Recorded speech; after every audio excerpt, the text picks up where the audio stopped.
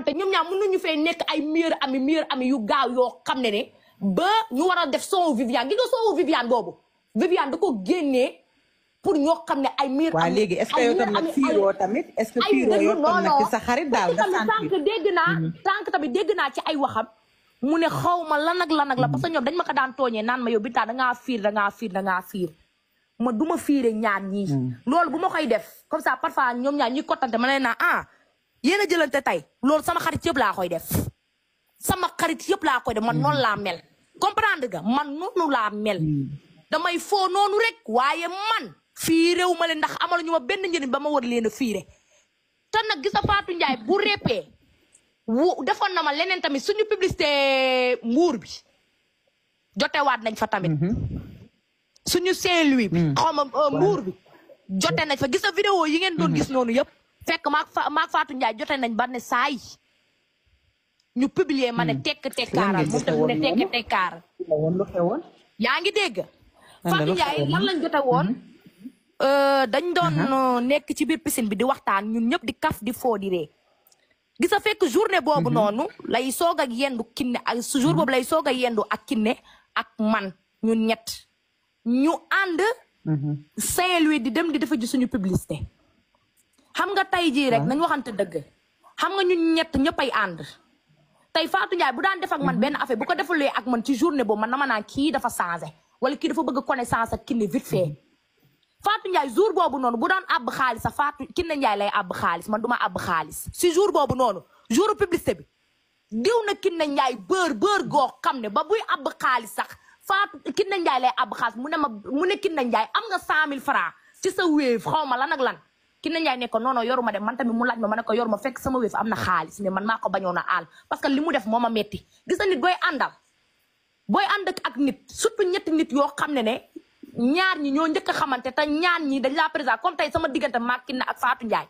tey Fatou Ndiaye lu muy njëkk a def ci yoon man la war a gën a njëkk a waxtaana parce que man la njëkk a xam man la njëkk a amanteel amitié ndax bu muy def inauguration wa moo ngi noonu invité Kiné Ndiaye te Kiné Ndiaye dama lu ko de te toogaan na waxaan ma ko nee ma Kiné Ndiaye mi ngi nii ñëwalu ma yaa ngi dégg ba sama anniversaire Fatou Ndiaye ak Kiné Ndiaye waxante yu ba Kiné Ndiaye message ma nee ma xanaa Fatou waxu la ne que daf maa mere ci anniversaire am parce que li ma ñëwul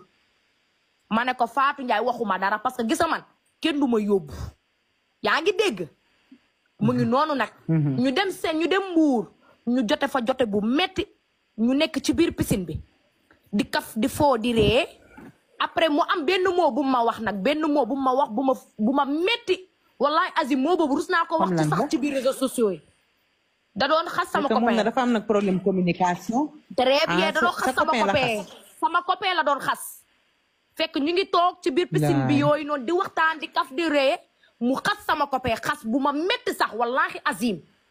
affaire bu ma metti nag mu xuloo foofu noonu Fatou Ndiaye naan ma dama lay nokk parce que sut na ma ëpp na ma mu foog ne moom moo ma mën te man du ma xeex ak moom non man dama dépasse dëggantaan wala kaf dama lay dëggantaan wala kaf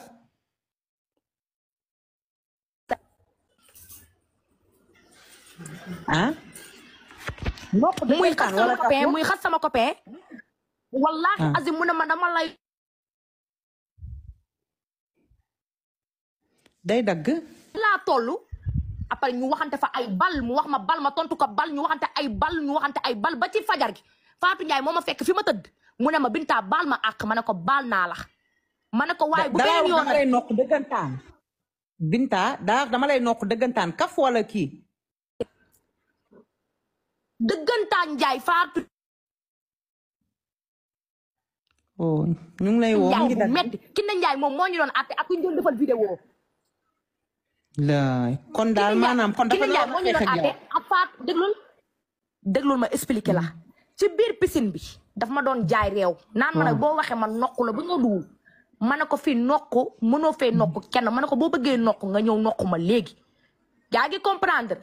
parce que boo peut-être mi ngi xam sama doole yooyu yëpp fan la toll comprendre nga mu ñëwaat ñu xëy 7 heures du matin Fatou Ndiaye baalu ma àq ne ma Binta baal ma àq parce que xam naa ne def naa erreur et tout yooyu noonu ma ne ko maa ngi lay jéggal après ñu continuer si lañ dem ndékki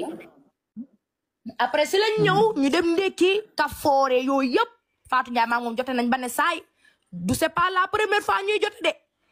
bii mooy 3e fois maak Fatou Ndiaye di jote te wax mooy indi wax te dama koy wax Fatou Ndiaye dem na ba Paris mooy ci affaire Zénith bi Fatou Ndiaye dem Paris rek wallahi azim ba mu demee Paris ba ni muy ñibbisee Fatou Ndiaye du waxtaan ak man du wax ak man xam nga kan moo ñu doon jubóole sama manager parce que bi ñu shooting tabaski suñu appartement